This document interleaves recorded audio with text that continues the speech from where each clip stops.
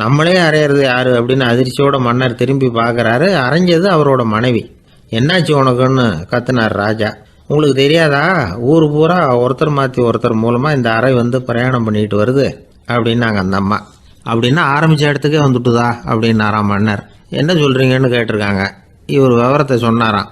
அப்படின்னா நீங்கள் ஆரம்பித்து வச்ச இந்த விளையாட்டை நான் முடிச்சு வச்சுட்டேன் அப்படின்னாங்களாம் அந்த அம்மா.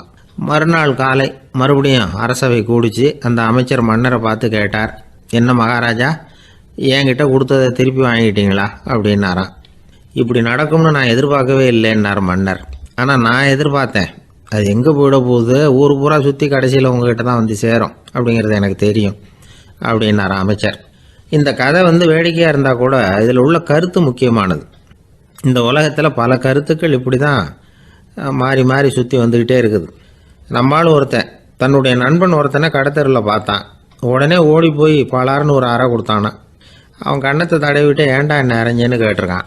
நீ ஏன்டா என்னை முட்டாள்னு என் மனைவிட்ட போய் சொன்னேன் அப்படின்ட்டுருக்கான் அவன். உன்னை ஒரு முட்டாள்னு சொன்னதுக்காகவா நீ என்ன அரைஞ்ச அப்படின்னு கேட்டிருக்கான் இவன்.